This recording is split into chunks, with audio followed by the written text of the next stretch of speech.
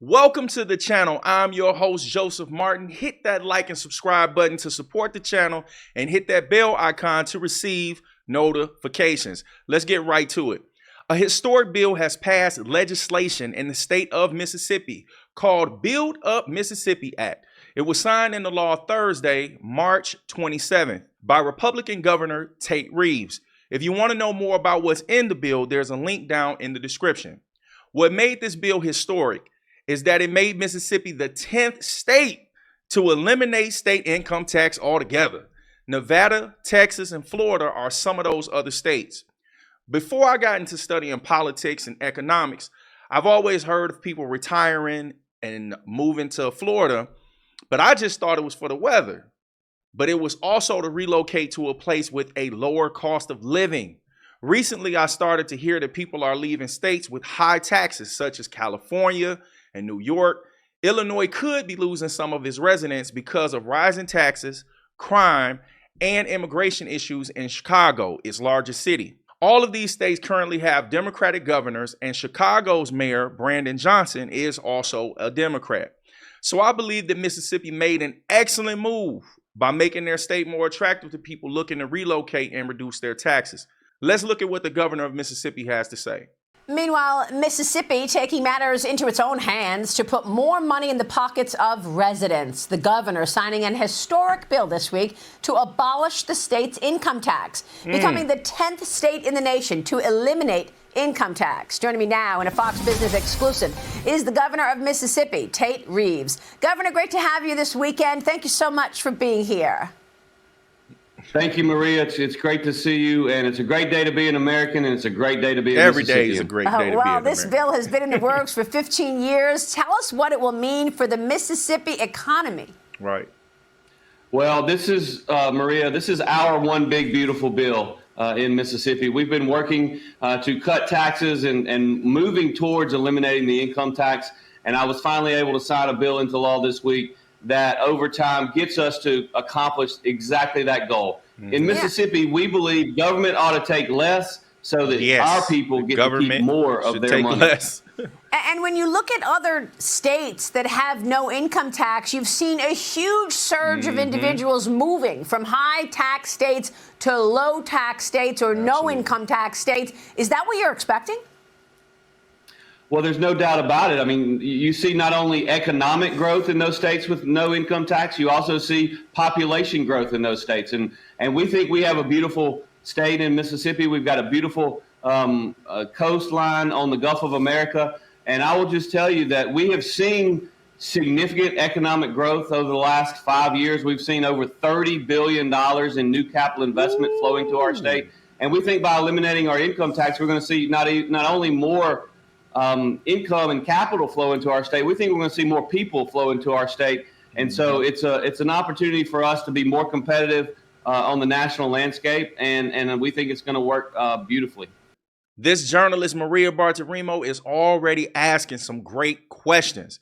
And the governor clearly explained how they've seen other states experience economic growth when they've eliminated state income taxes. Economic growth happens when businesses grow and move into your economy. In this case, Mississippi's economy, which creates jobs.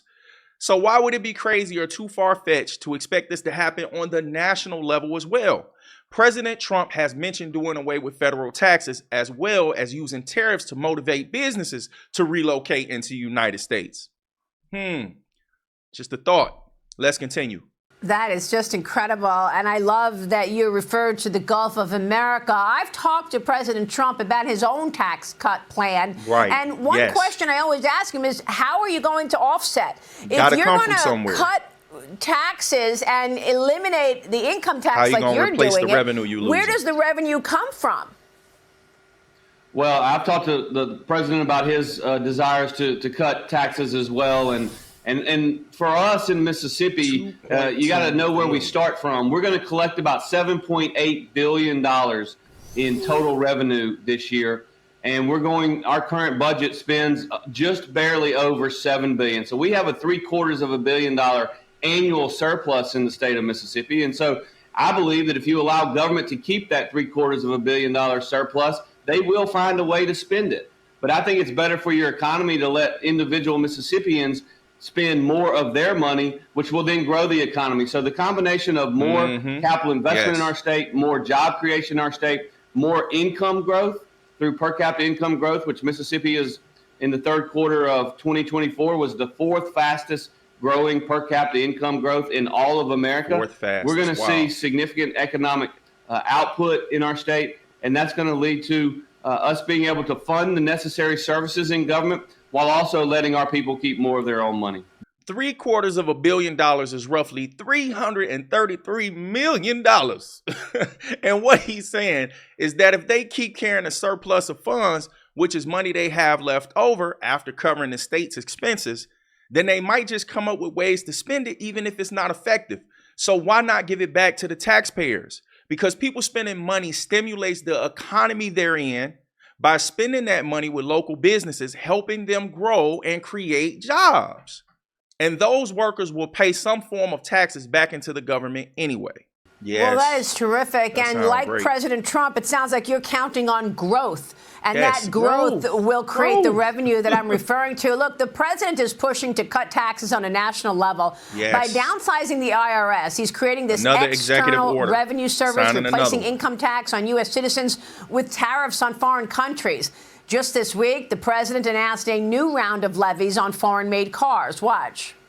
We're going to charge countries for doing business in our country and taking our jobs, taking our wealth, taking a lot of things that they've been taking over the years. What we're going to be doing is a 25% tariff on all cars that are not made in the United States. Governor, auto manufacturing, one of the top sectors in Mississippi, with more than 200 auto manufacturers and over 500,000 vehicles produced in the state every year. How are these tariffs going to affect your state? Well, Maria, there's no shortage of opinions as with respect to President Trump's tariff proposals. But let me tell you what our experience has been in Mississippi over the last couple of months. We've had tremendous success since I've been governor now over 5 years of not only investment from American companies, but also direct foreign investment.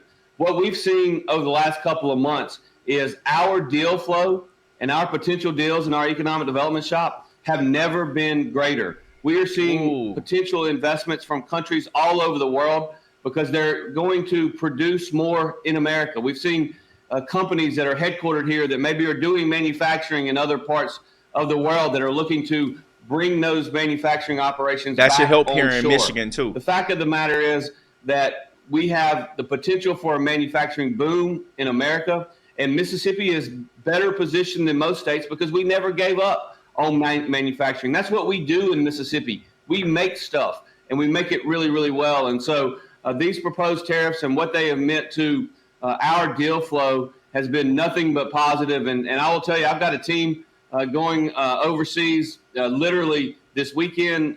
This will be the third trip to a foreign country in the last 3 weeks. There are lots of opportunities out there for governors and for those in states that want to see manufacturing relocate in the United States. And that's been our experience. Let's talk about tariffs, because you've probably only heard that it causes a trade war and it's going to drive up the cost of goods that we import by passing the cost down to the consumer, which is us when we buy stuff. This isn't as simple as they're trying to make it sound. Some of the things that we import, we already sell or make here in the United States. So if those foreign businesses raise their prices too much and try to offset the tariffs, then we would just buy what we make here if it's cheaper. When we do that, they lose money. And our businesses here need to hire more workers to meet the new demands, which create new jobs. Businesses never want to lose money, especially when it's the result of losing customers. And the United States is the largest consumer market in the world. And every country wants a piece of that pie. So what they'll have to do to avoid tariffs is to start building here what they're trying to sell here, which will also create jobs. Wow, how wonderful that you never gave up the manufacturing part of the economy, because we need those supply chains here in America. That's right, Maria. President Trump, meanwhile, and Education Secretary Linda McMahon are pushing to improve U.S. education as well by moving the power back to the states. Watch. Education. If we don't address the issues in education now and start getting our scores up, if we don't educate in the best way we can, we will be lost. And those generations will be lost. And so by having education at the best place where it can be, which is at the states, the local levels, with governors, with best practices and tools, which I hope the Department of Education can help supply for them, we'll do it. Governor, your state is a prime example of this as well. Your scores now pay attention. are up. Mississippi is now ranked grade. #1 in the nation for gains in 4th grade reading and math. The New York Times even calling it the Mississippi Miracle. Congratulations. How did you do it?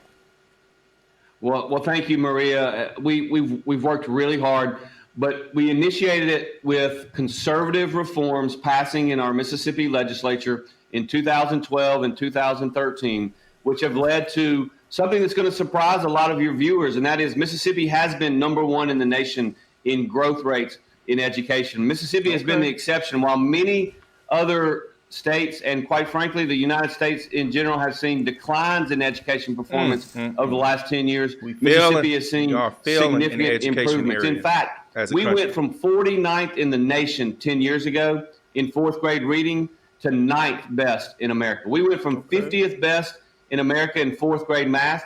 We're now 16th best in America. And these conservative reforms, and this is really important because the education establishment, the coalition of the status quo, will tell you, well, these conservative reforms only work for some students in some districts. Our experience in Mississippi has been exactly the opposite.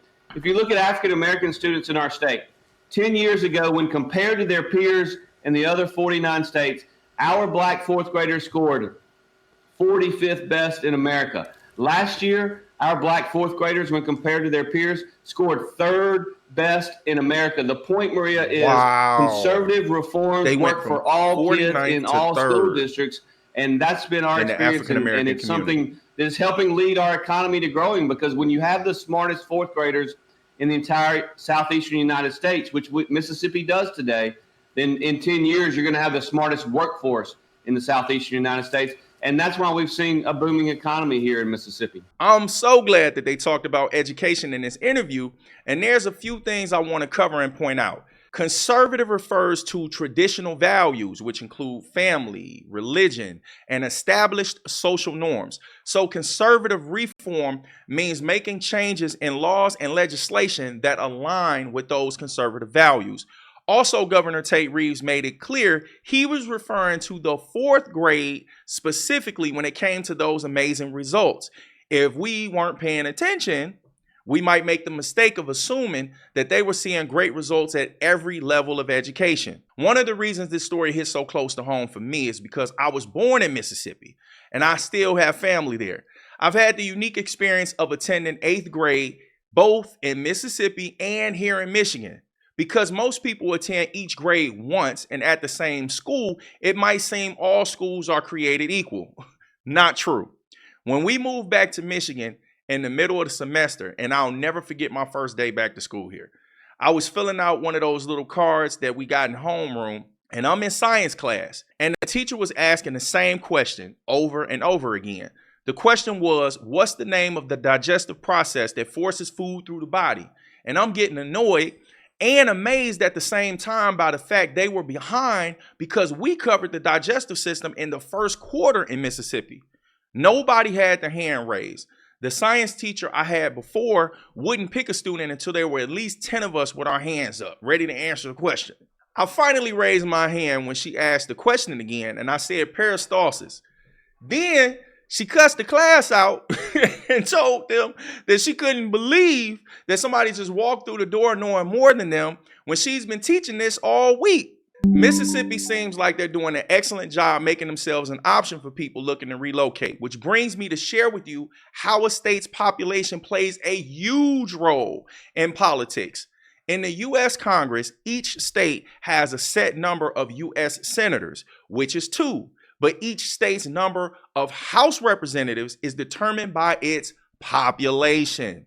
There's a set number of House seats, 435, which means if a state's population changes enough, they can lose or gain seats. And because there's a set number, if a state gains one, that means another state lost one.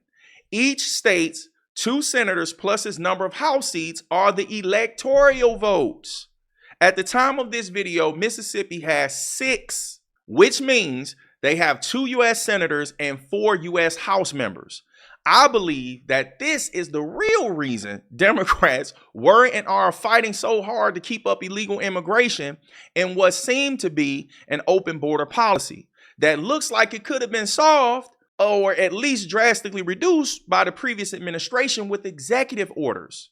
Had they succeeded, they would have strategically increased the population to maintain electoral college votes and political influence in the blue states. Because of the rise in cost of living driven by inflation, high population, taxes, and crime, U.S. citizens were moving to red states, and they still are. And it's easy for the average person to be misled because they don't know that immigration, legal or illegal, is used to accomplish economic and political goals. Don't believe me? Here's a clip from the influential American economist Milton Friedman talking about immigration. Why is it that free immigration was a good thing before 1914 and free immigration is a bad thing today? Well, there's a sense in which that answer is right. There's a sense in which free immigration, in the same sense as we had it before 1914, is not possible today. Why not? Because it is one thing to have free immigration to jobs. It is another thing to have free immigration to welfare. And you cannot have both. If you have a welfare state, if you have a state in which every resident is promised certain minimum level of income or a minimum level of subsistence, regardless of whether he works or not, produces it or not, well, then it really is an impossible thing. If you have free immigration in the way in which we had it before 1914, everybody benefited. The people who were here benefited. The people who came benefited. Because nobody would come unless he or his family thought he would do better here than he would elsewhere. And the new immigrants provided additional resources, provided additional possibilities for the people already here. So everybody could mutually benefit. Look, for example, at the obvious, immediate, practical case of illegal Mexican immigration. Now, that Mexican immigration over the border is a good thing. It's a good thing for the illegal immigrants. It's a good thing for the United States. It's a good thing for the citizens of the country. Absolutely. But it's only good so long as it's illegal. What? You don't say. That's an interesting paradox to think about. Make it legal, and it's no good. Why? Because as long as it's illegal, the people who come in do not qualify for welfare. They don't qualify for Social Security. They don't qualify for all the other myriads of benefits that we pour out from our left pocket into our right pocket. And so as long as they don't qualify, they migrate to jobs. They take jobs. They work. That most residents of this country are unwilling to take. They provide employers with workers of a kind they cannot get. They're hard workers, they're good workers, and they are clearly better off. If you ever want to know what people prefer, the surest sign is how they vote with their feet. And there is no doubt how the braceros vote. They vote to cross the border with their feet, on their feet, or in any other way they can. Right. By the thousands and perhaps millions, for all I know. Here in the U.S., we are a welfare state where citizens are given certain benefits that require funding, usually by tax dollars. So if anyone could come into the country and instantly become a citizen, they would have immediate access to these programs. Illegal immigration works for both the illegal immigrant and for the country because they wouldn't qualify for these programs, and they'd be willing to work for labor-intensive, low-wage jobs. They're happy to do it because their opportunity now is greater here. Otherwise, they would have never illegally entered the country. That's the economic side. Here's the political side. He says something very important near the end, which was, if you ever want to know what people prefer, the surest sign is how they vote with their feet. See, most citizens only know about voting at the ballot box, but that's not the only way to vote. When people relocate to other states, they're also casting votes by lowering one state's population and increasing another, which plays a role in the U.S. House seats being based off population. Hey, there we go. Here's another interesting fact. Everybody counts during the U.S. Census, regardless of citizenship or immigration status. Wow. This could cause states to lose or gain votes in the Electoral College. A state could lose its political influence in the U.S. House of Representatives due to a drop in population. However, opening the borders, relocating a large number of undocumented immigrants to those states, and providing incentives for them to stay could not only offset the loss of residents, but if they could get legislation passed that would give them voting rights, they'd also create loyal voters for the political party responsible for it. Now I want to share with you a couple books that I'm reading to get a better understanding of politics and education. Politics for Dummies by Ann M. Delaney. I'm just getting started with this one, and it covers things like how your vote does count, how to choose a candidate, and how politics affect your life. Charter Schools and Their Enemies by Thomas Sowell, one of my favorite authors. I checked this one out from my local library, and it's blowing me away to find out how much politics, money, and our tax dollars play a role in our educational system. All the books mentioned in this video will be down in a link in the description and pinned in the chat. If you're still not convinced that reading is the best thing you can do to empower yourself and take control of your life, watch this next video. God bless.